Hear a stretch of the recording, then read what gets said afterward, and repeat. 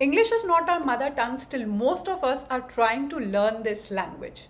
200 years ago, Thomas Babington Macaulay wrote this document that completely changed how millions of Indians think, speak, and try to learn this language even today. आज के इस video में हम लोग समझेंगे मकाउलेस minute की importance के बारे में, how this document completely reshaped Indian education system and English language learning for ever. I hope you will enjoy the video and you will come to know about lot many facts जो आपको इससे related अपने exam के लिए तैयार करने चाहिए. So enjoy the video and do leave me your feedback and your valuable comment. So, Macaulay's Minute on Indian Education is a document that was written by Thomas Babington Macaulay. जब Britishers हमारे देश में east India Company के तहत आते हैं तो ये सिर्फ ट्रेड ना करके हमारे यहाँ के एडमिनिस्ट्रेशन और हमारे यहाँ के एजुकेशन में भी अपने पैर जमाते हैं. थॉमस बैबिंगटन मकाउले वो पर्सन है जो इंडिया आकर यहाँ की एजुकेशन को बदलना चाहते थे एंड इंग्लिश को इंट्रोड्यूस कराना चाहते थे. He was a British historian and a Whig politician. Now you have to comment me down writing a short comment what is the difference between a Whig politician and a Tory politician. He served as the president of the Committee of Public Instruction in India and he held the position of the law member of the Governor General's Council. अब ये दोनों चीज़ें आपको learn करने की ज़रूरत बिल्कुल भी नहीं है. You just have to know कि इंडिया ईस्ट इंडिया कंपनी के तहत बहुत सारे ऑफिशियल्स एंड बहुत सारे स्टेटस थे. तो हमारे बैबिंगटन मकाउले की क्या पोजीशन थी? That he was a law member under the governor general council. आप सभी ने हिस्ट्री में पढ़ रखा है कि हमारे ईस्ट इंडिया कंपनी के तहत बहुत सारे गवर्नर्स हुआ करते थे, तो उनके अंडर ये वन ऑफ द मेंबर्स थे. बैकग्राउंड के बारे में हम लोग बात करेंगे कि अगर ये इंग्लिश इंट्रोड्यूस कराना चाहते हैं हमारे कंट्री में, इस कॉन्टिनेंट में, तो इनसे पहले हमारे देश की एजुकेशन क्या थी, बच्चों को क्या पढ़ाया जाता था, कैसे पढ़ाया जाता था, उसका भी एक बैकग्राउंड हम लोग समझेंगे. Pre existing educational system in India. इनसे पहले traditional pathshalas and madrasas use to run. Hindu schools and Muslim schools, यहाँ पर इनको रिलीजियस टेक्स्ट पढ़ाए जाते थे, लॉ की जानकारी दी जाती थी एंड ट्रेडिशनल साइंस भी सिखाई जाती थी. What was the medium of instruction? English से पहले Sanskrit and Persian was the language that was used by the people. Now this is very important because आपसे आगे जाके पूछा गया है आपके पेपर में कि when was Persian replaced by English. तो ये भी आपको पता होना चाहिए कि इनके आने से पहले, ब्रिटिशर्स के आने से पहले, Sanskrit and Persian were the two important languages जो चला करती थी, जिससे रिलीजियस टेक्स्ट पढ़ाए जाते थे बच्चों को और भी जानकारी of the court and poetry की लैंग्वेज एंड एवरीथिंग इन दोनों भाषाओं में ही चलता था. ईस्ट इंडिया कंपनी जब आती है तो इनके आते ही दो गुट बन जाते हैं. एक है हमारे ओरिएंटलिस्ट जो Indian languages and traditional learning को सपोर्ट करते थे एंड दूसरे हैं एंजलिसिस्ट जो कि वेस्टर्न एजुकेशन को इंट्रोड्यूस कराना चाहते हैं एंड इंडियन लैंग्वेजेस को बिल्कुल भी किसी स्टेटस का नहीं मानते हैं. पर because of the constraints of administration burden and financial constraints ये इन चीज़ों को लागू नहीं कर पाते हैं. सो ओरिएंटलिस्ट और एंजलिसिस्ट का जो कॉन्सेप्ट है, आप जब भी इंग्लिश इन इंडिया पढ़ें आपको ये क्लियर होना चाहिए that orientalist were those people who advocated for the preservation and promotion of Indian languages and literature. कि भाई आप जिनके कॉन्टिनेंट पर आए हो उनकी लैंग्वेज को ही कैसे जड़ से उठाकर फेंक दोगे, एंड दैट इनका कल्चरल हेरिटेज, इनकी इंडियन लैंग्वेजेस को प्रिजर्व करना एंड प्रमोट करना बहुत ज़रूरी है. एंड ये बिलीव करते थे कि इंडियंस को उनकी ही इंडियन लैंग्वेजेस में एडुकेट करना चाहिए और इसी की वजह से they supported in making up institutions like Calcutta madrasa and Banaras Sanskrit college. तो ये थे हमारे ओरिएंटलिस्ट. इनकी दूसरी तरफ आते हैं एंजलिसिस्ट जो कि Indian languages and Indian mannerisms को पूरी तरीके से हेट करते हैं एंड दैट दे बिलीव्ड कि इनको अपलिफ्ट करने की जो हम लोग का माइंडसेट है वो इंग्लिश एंड वेस्टर्न एजुकेशन ही कर सकती हैं. कौन थे ये? Charles Grant, Lord William Bentinck and Macaulay. I will tell you later कि विलियम बेंटिक एंड मकाउले की जो जोड़ी है ना, वो आज तक इंडिया की जो इंग्लिश एजुकेशन आई है वो इन दोनों की ही वजह से आई है. They argued for the introduction of Western science and literature through medium of English. ये चाहते थे कि भैया जो भी सब्जेक्ट पढ़ाया जाए वो इंग्लिश लैंग्वेज में ही पढ़ाया जाए. इनका ये मानना था कि English education would only uplift the Indian society and create a class of loyal administrators. अब ये वाले पॉइंट को बहुत ध्यान से समझो.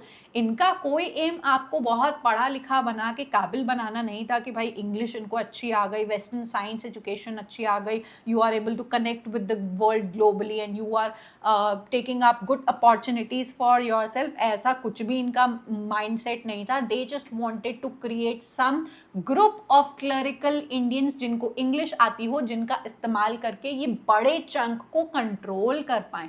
दे saw Indian languages as poor and rude. बहुत बुरे शब्द बोले हैं इन्होंने. स्पेशली चार्ल्स ग्रांट ने इनके ऊपर काफ़ी क्वेश्चंस पूछे गए हैं on Indians and Indian mannerisms and Indian languages. इसी आपके कंट्रोवर्सी के चलते चार्ल्स एक्ट ऑफ 1813 को पास किया जाता है, जहां पर 1,00,000 रुपया एनुअली एलोकेट किया जाता है बाय द ब्रिटिशर्स कि अब हम लोग इनकी एजुकेशन पर खर्चा करना स्टार्ट करेंगे. एंड धीरे धीरे you will come to know कि कैसे इंडियन एजुकेशन के नाम पर they will introduce their English education. The ambiguity in interpretation fueled the Orientalist and Angelicist debate कि ये जो पैसा allocate किया गया है, इनिशियली तो ऐसा लगा कि नहीं इंडियंस को सपोर्ट किया जाएगा एंड इनकी भी लैंग्वेजेस को भी आगे बढ़ाया जाएगा. बट आपको आगे पता लगता है कि कैसे they just wanted to introduce English education, जिसकी वजह से ओरिएंटलिस्ट और एंजलिसिस्ट के बीच में काफ़ी लड़ाई चलती है.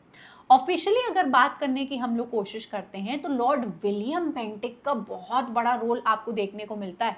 भाई हम लोग बोलते हैं कि Macaulay's minute on Indian education is solely responsible for bringing English. नहीं, ये William Bentinck was the governor at that point of time. हमारे मकाउले ने तो सिर्फ डॉक्यूमेंट प्रपोज किया था, उसको पूरी तरीके से ऑन ऑफिशियल ग्राउंड्स लेकर आए थे हमारे Bentinck. And that is why इन दोनों की जोड़ी मानी जाती है very instrumental in bringing English. He was the then governor general of India 1828 से 1835 के बीच में and he supported Macaulay's arguments for English. इनका ये मानना था कि English education would uplift the society and he issued the English education act of 1835 and इन्होंने डिक्लेयर किया कि आज से जितने भी फंड्स एलोकेट किए जाएंगे for the education of the Indians वो सिर्फ और सिर्फ इंग्लिश एजुकेशन अलोन के लिए किए जाएंगे. We are not going to give funds और any single penny for Indian languages and teaching Indian traditional languages. No, not at all. जितनी भी पढ़ाई होगी वो अब वेस्टर्न एजुकेशन होगी एंड इंग्लिश एजुकेशन के लिए ही पैसा एलोकेट किया जाएगा. And this marked the official adoption of the Anglicist policy, जिससे हमें पता लगता है कि हमारे इंडिया में जो इंग्लिश एजुकेशन है वो इनकी वजह से आ चुकी थी. आई होप अभी तक आपको ये चीज़ें क्लियर हो गई होंगी कि किसका क्या रोल रहा है and William Bentinck and everyone how instrumental they are. ठीक है, आगे हम लोग बढ़ेंगे और देखेंगे कि भाई अब जब ये मकाउलेस मिनट ऑन इंडियन एजुकेशन आ चुका है तो ये क्या क्या लेकर आता है. तो की चेंजेस एंड इम्पैक्ट के बारे में हम लोग बात करेंगे. सबसे पहली चीज़ जो आती है वो है medium of instruction. Now this is not any brainer, no brainer kind of thing कि भाई ये लोग इंग्लिश को इंट्रोड्यूस करना चाहते थे तो English became the official language of the government and higher education. This is very very important. 1835 के बाद से English becomes your official languages, replacing your Persian and court language and administrative language, language of higher education बन चुकी थी English. Traditional languages like Sanskrit and Persian lost their importance and their patronage in the educational institution. Curriculum shift आता है जहाँ पे ये western literature को, जो literature हम और आप being British literature students पढ़ते हैं, वो introduce कराया गया, science introduce कराई गई, philosophy introduce कराई गई. Mind that everything is in English language. Decline in the study of traditional Indian subjects in government funded school की पहले जो Indian सब्जेक्ट्स की नॉलेज, दी जाती थी बच्चों को, रिलीजियस टेक्स्ट को लेके हो गई, लॉ को लेके हो गई, या हमारे कल्चर से रिलेटेड हो गई, उसमें एक बहुत बड़ा डिक्लाइन हमें देखने को मिलता है। एंड हमारे बैबिंगटन मकाउले की जो डाउनवर्ड इन्फिल्ट्रेशन थ्योरी है, जहाँ पर ये मानते थे कि भाई पूरे इतने लाखों इंडियंस को पढ़ाने की कोई ज़रूरत नहीं है। Macaulay believe that education would first be imparted to the upper class and middle class. कुछ चंक ऑफ पीपल को इंग्लिश सिखा देते हैं एंड धीरे धीरे ट्रिकल डाउन इफेक्ट से वो नीचे नीचे जाती रहेगी। एंड इसमें भी इनका ये मानना था कि we would just be focusing on the educated elite through their influence filter knowledge down to the masses. ये सिर्फ क्लरिकल क्लास अपने लिए क्रिएट करना चाहते थे, जो हेल्प करेंगे वो अमीर पीपल जो इंग्लिश सीख जाएंगे, जो इनसे हाथ मिला लेंगे in controlling their own countrymen the entire masses, जो कि एक्चुअल में हुआ। So this created a class of new people जिसमें there were only educated Indian elite जो कि फ्लुएंट इन इंग्लिश थे, फेमिलियर थे वेस्टर्न थॉट से, वो बाहर वगैरह भी जाते थे, ब्रिटिशर्स से उन्होंने हाथ मिला लिए थे। And this class often served as intermediaries between British rulers and the Indian populace. Common Indian जनता को इंग्लिश एंड वेस्टर्न एजुकेशन के बारे में कुछ नहीं पता था। They could not even afford going to those schools. There were good chunk of elite intermediaries जो इंग्लिश सीख रहे थे, इंपॉर्टेंस को समझ रहे थे एंड उनका अपलिफ्टमेंट हो रहा था। They also became leaders in the later nationalist movement. तो ये वही लोग हैं जो आगे जाके इंग्लिश को पहले इनसे सीख लेते हैं, बट देन आगे जाके वो सीखने के बाद इंग्लिश को ही इस्तेमाल करते हैं ब्रिटिशर्स को ही हमारे देश से बाहर भगाने के लिए। ठीक है, that is a complete different topic. You all must be aware of the history कि कैसे हमारे इंडियन नेशनलिस्ट जो बाहर से पढ़ के आते हैं इंग्लिश लैंग्वेज का ही इस्तेमाल करते हैं in driving the Britishers out of our country. So impact इसका क्या पड़ा था ये आपको पता होना चाहिए कि while English gained prominence, it also spurred a revival of modernization of Indian vernacular languages। अब भाई लैंग्वेजेस पूरी तरीके से खत्म तो नहीं हो जाएंगी, बिकॉज जाहिर सी बात है you are not touching the languages of the Indian populace, Indian masses, लेकिन हमारी वर्नाकुलर लैंग्वेजेस में इंग्लिश का इफेक्टेड मॉडर्नाइजेशन हमें देखने को मिलता है। Many Indian intellectuals engaged with Western ideas through English, leading to new forms of literature and social reform movements.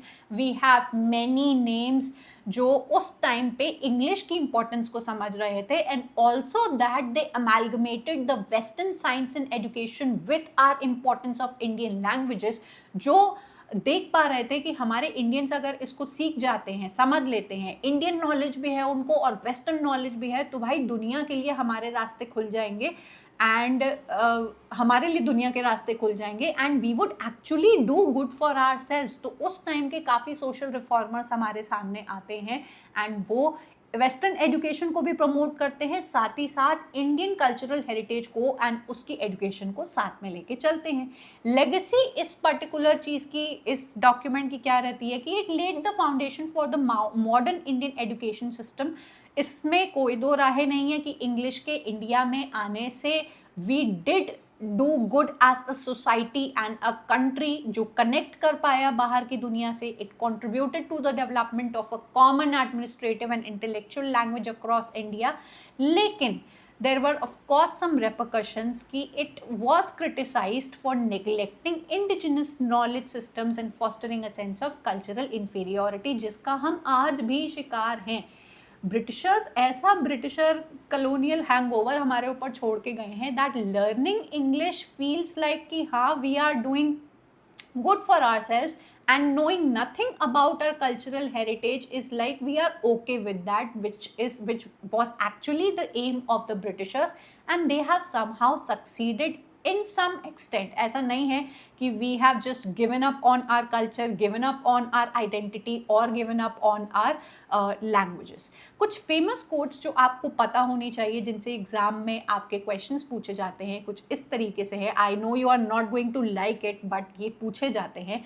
आपके मकाउले ने traditional Indian and Arabian literature का काफ़ी मजाक उड़ाया है और कहा है a single shelf of good European library is worth the whole native literature of India and Arabia. I hope आपको ये पढ़ के अच्छा नहीं लगेगा कि इनके हिसाब से यूरोपियन किताबों की एक single shelf is having more weightage than the entire native literature of India and Arabia. That is really looking down upon the knowledge because they were obsessed with their own superiority and their own language, so you cannot expect anything else. दूसरा and most important जो हम लोग exam में पूछा जाता है quote is, we must at present do our best to form a class who may be interpreters between us and the millions whom we govern. A class of persons Indian in blood and color but English in taste, in opinions, in morals and in intellect. ऐसा मानना था आपके मकाउले का objective था in creating a brown sahib class to facilitate British rule. जितनी भी हम लोग ने ब्रिटिश मूवीज़ वगैरह देखी हैं उसमें आप लोग ने देखा होगा कि only the some elite section जो बड़े बड़े लोग हाथ मिला चुके थे ब्रिटिशर्स से, they just wanted to create brown sahib कि ये इंग्लिश सीख जाएं एंड ये हमारी हेल्प करे बाकी कंट्री को गवर्न करने में. It is impossible for us with our limited means to attempt to educate the great body of the people. भाई आपके मन में अगर सच्ची भावना है, you really want to educate people, आप ज्ञान देना चाहते हो, तो you would think about complete masses. पर ऐसा कुछ भी नहीं है. They were just focusing on those elite sections and कुछ ही लोगों को बस इंग्लिश सिखा के they came up with this idea of downward filtration theory कि धीरे धीरे लोअर क्लासेस तक ज्ञान इनका इंग्लिश एंड एवरीथिंग जाती रहेगी and we are not that concern कि उन तक जाता भी है या नहीं जाता है. So here we end Macaulay's minute on Indian education. Now please understand कि ये एक चंक है आपके इंग्लिश इन इंडिया का and it must connect to your mind like a story. आप इसको पूरी स्टोरी की तरह समझना चाहते हो तो आप इंग्लिश इन इंडिया के मेरे कोर्स को एक बार ज़रूर चेकआउट करना. You are going to love how I have connected the coming of the Britishers in our country and how they left and हमारे कंट्री में फिर क्या क्या चेंजेस आए एंड क्या क्या कमिटीज़ बनी. तो मेक श्योर कि आप उसको भी एक बार देखें. एंड अगर आज का वीडियो आपने एंजॉय किया हो तो do let me know and comment me down your views. And next कौन सा टॉपिक आप इसी माइंड मैप के थ्रू पढ़ना चाहोगे मुझे वो भी कमेंट करके ज़रूर से बताना. Up till then bye and take care.